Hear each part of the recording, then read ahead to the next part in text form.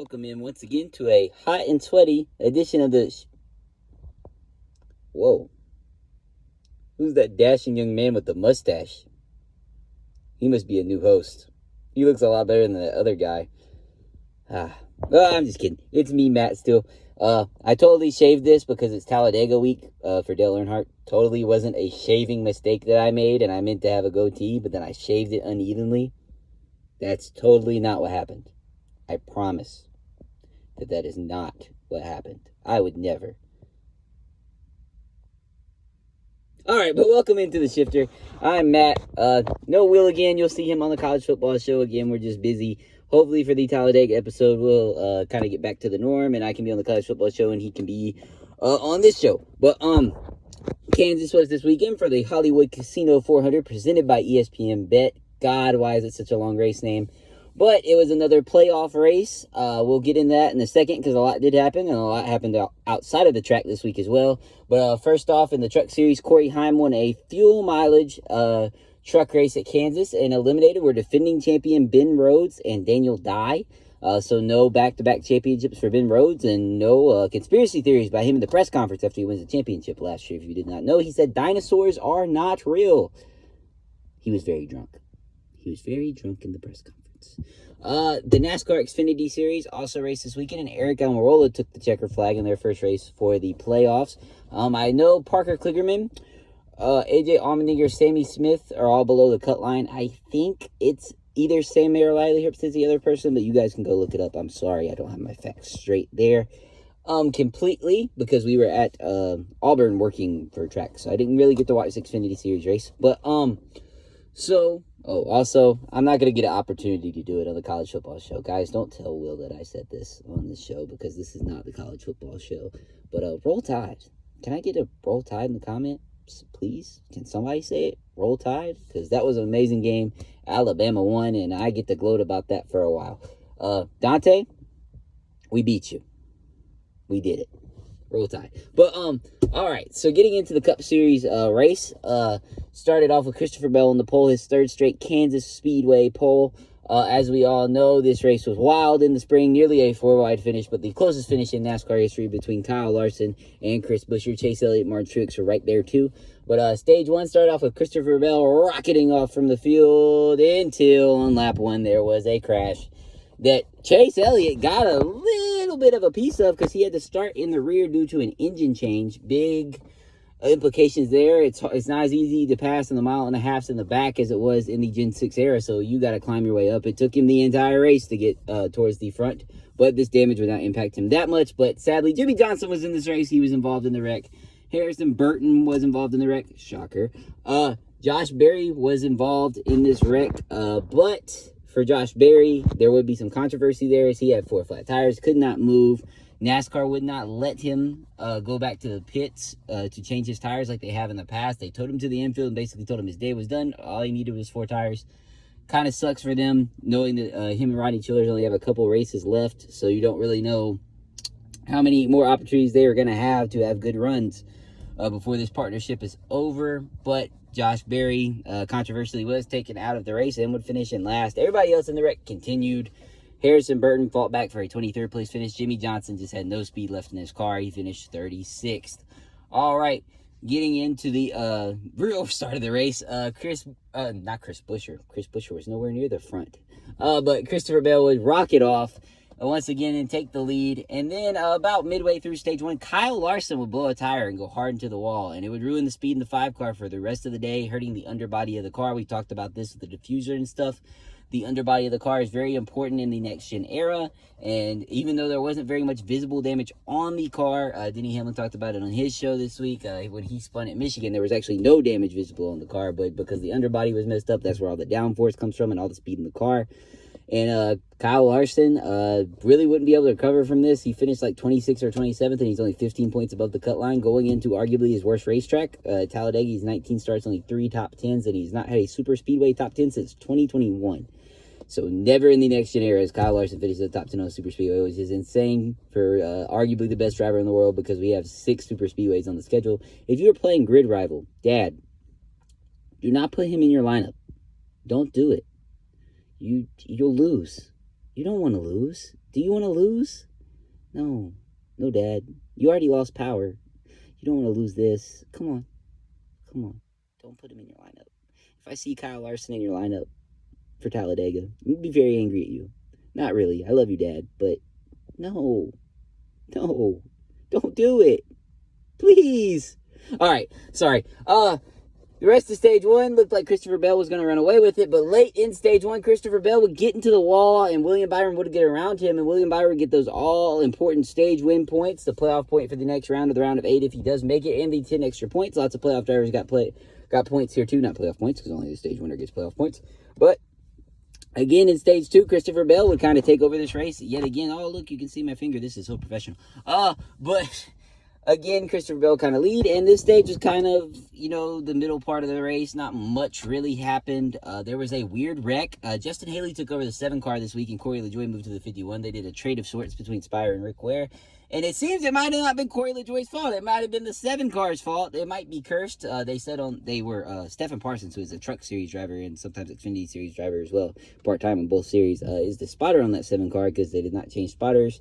They're saying that maybe the verbiage was different for Justin Haley because, if you don't really watch the races, spotters in your ear kind of telling you where to go because you can't constantly look like this like you are on the highway. But the verbiage is different. Like they were showing Joey Logano's spotter, Coleman Presley. He would say like the driver's name. Some just say the car number. And then some are like, oh, low, high. And some are like to your right, to your left, just different verbiage. They're saying maybe that messed up Justin Haley, but he came right down on John Hunter Nemechek. John Hunter Nemechek was there, clear as day.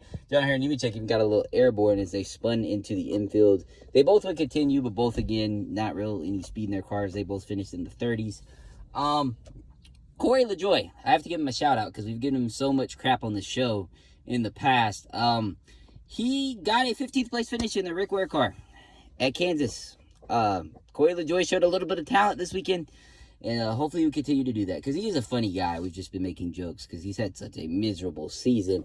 Let's get into stage 3, because we're going to get into another guy's miserable season as well.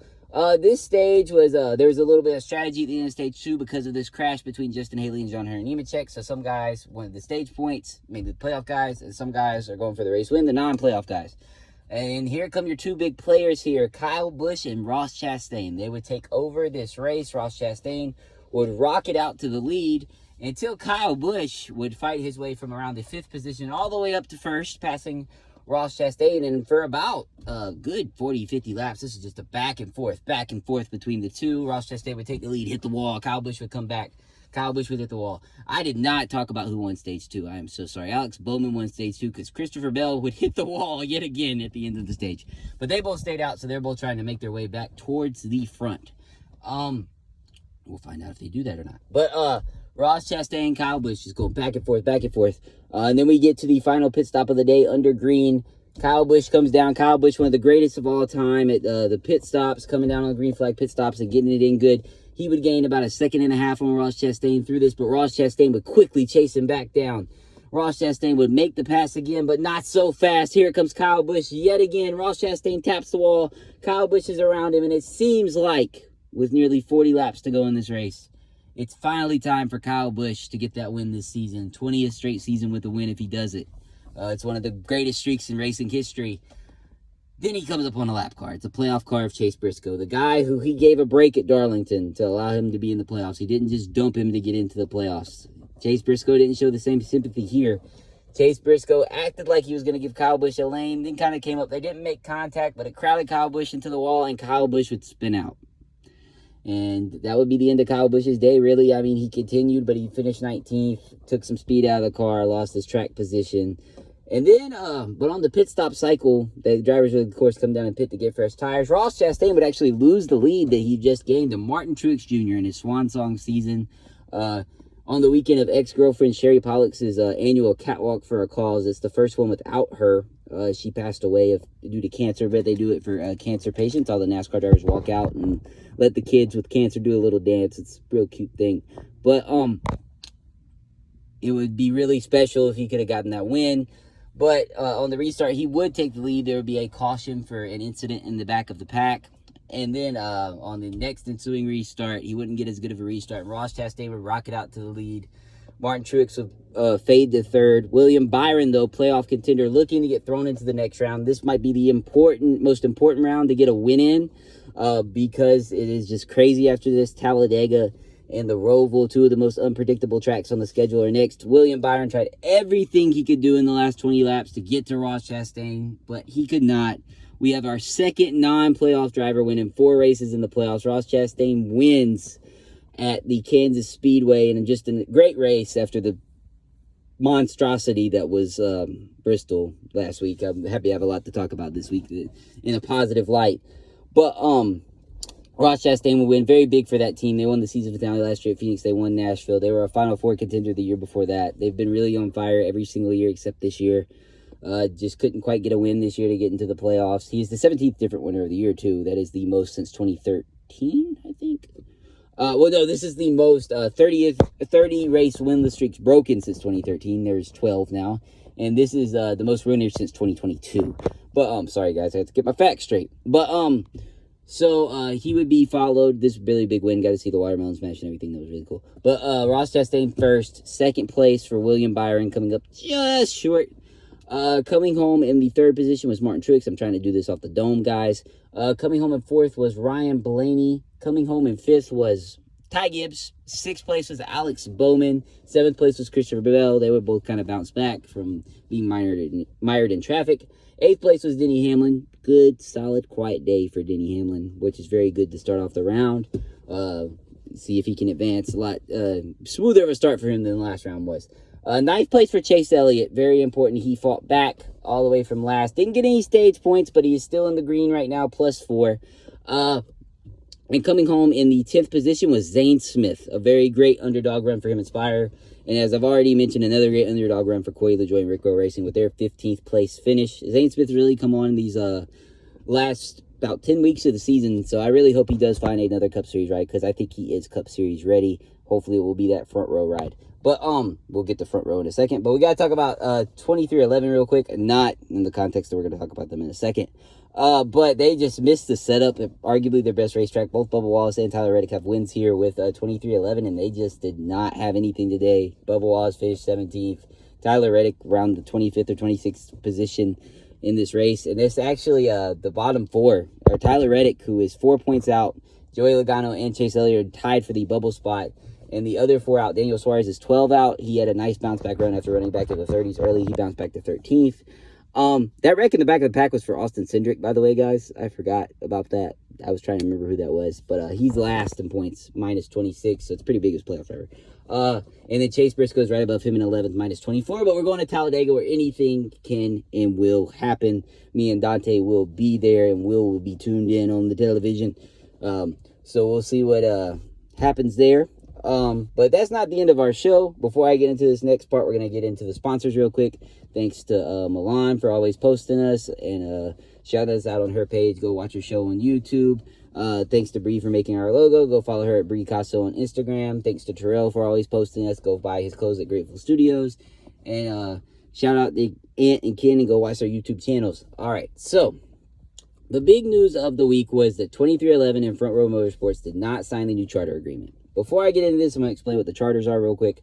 So back in the day, back in the good NASCAR, but it was a lot more fun to watch with this part of it. I'm not going to say if the racing product is better or worse. You be the judge there. But they used to have something called the top 35. And those top 35 drivers were locked into the race if you were the top 35 in owner points. Because it used to be a 43 car field instead of a 40. It's really a 36. And sometimes 4 other drivers just join. But we don't talk about that. But top 35.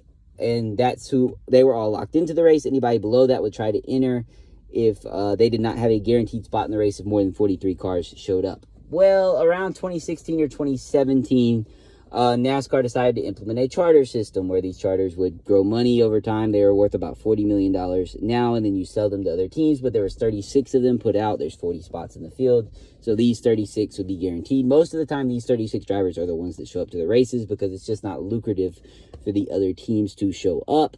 But sometimes they do, like this weekend at Talladega, it's coming up. We do have 40 teams. AJ Allmendinger's in an open car. The open cars are the people without charters. In an extra collie car, JJ Yaley's in one, BJ McLeod's in one, and Anthony Alfredo's in one. But, so there will be 40 cars actually this week at Talladega, first in the playoff era for next gen cars. But not the playoff era, the next gen era in a playoff race. But sorry about that. But 23XI and Front Row are suing NASCAR. They did not sign the charter agreement. They were the only two teams not to, so they do not have their guarantee charters for next year, but they are taking NASCAR to court because they believe NASCAR has a monopoly over the sport, and they strong-armed the other teams into signing, and they're probably right a little bit, for sure. I'm sure there'll be each side of the argument. You know, something's always in the middle, and right now we're just getting the 23XI and Front Row side of things eventually in court. You know, NASCAR is going to lawyer up. Michael Jordan, who owns 23XI, you know he's got some good lawyers. He's going to lawyer up. So, sure, you'll get something on both sides. It's like when you have a problem with a friend or something like that. There's always your side, their side, middle. And that's the truth. But, so, give me a second. Oh, my goodness, I'm having a brain fart on the shifter. Can you believe it? 23XI is the big name here. But Front Row's joining them. But they're suing them, and NASCAR owns all the tracks. They own the sport. They make all the money. The teams actually don't make a profit, which is actually insane. Hendrick Motorsports, the most winning team in NASCAR history, does not make a profit. That is a problem, for sure. But they signed the agreement. Hendrick Motorsports was one of those teams that signed the agreement. So I don't know what's going to happen here. This is unprecedented. I just hope for whatever happens, it's better for the sport. Hopefully the teams can start making money. And I really hope Michael Jordan and Bob Jenkins is the owner for Motorsports, don't leave the sport, because they are very big. They, Front Row is supposed to have Noah Gragson, possibly Zane Smith. It's like one of the worst kept secrets in the garage area that Zane Smith's going to drive the third car there next year. And Todd Gilliland, a guy that's really come on this year. Oh, look, say hi to the sun, get your vitamin D. And then 23XI, of course, with two race-winning drivers, Bubba Wallace and Tyler Reddick. Tyler Reddick still in the playoffs this year with a shot to win a championship. I really hope that they're able to all stick around. And we'll see what happens here. You can go do your own research more. There's a lot of legal verbiage that I don't understand because I'm not a criminal justice major. I don't want to go be a lawyer or anything like that. So, just an old history major. But go do your own research there if you're real interested in that story. And hopefully everything works out into what's best for the sport and for the teams and for the drivers and just everybody involved. And that's pretty much it. We go to Talladega next week. If there's any updates on the whole lawsuit thing, I'll give it to you. Just some quick silly season notes. Carson Quaffle announced this week he will drive full-time for Junior Motorsports next year. I don't think I mentioned the Justin Haley, Corey LaJoie thing next week, but Justin Haley will drive the 7 car next year. Corey LaJoie's having a trial run in the 51 to see if he will join that team next year. And let's see. Oh, another little funny story. Grant Enfinger in the Truck Series on the entry list, his make was listed as Oldsmobile.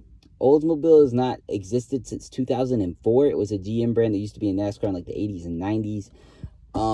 That was a weird gaffe. They said it was just a typo. I don't know how you get Chevrolet and Oldsmobile confused, because Oldsmobile has been gone since 04. I think it was a GM brand though.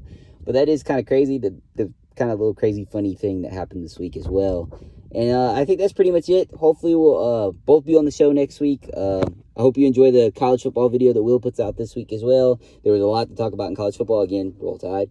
And I hope you enjoyed this video. Thanks for watching. Sorry I was a little all over the place. We just got done doing the 150 time trials at track practice. So I'm pretty tired. I know I was pretty tired on the show last week too. But we're going to work on that for sure. And sorry, I got distracted. The dashing guy in the mustache in the camera.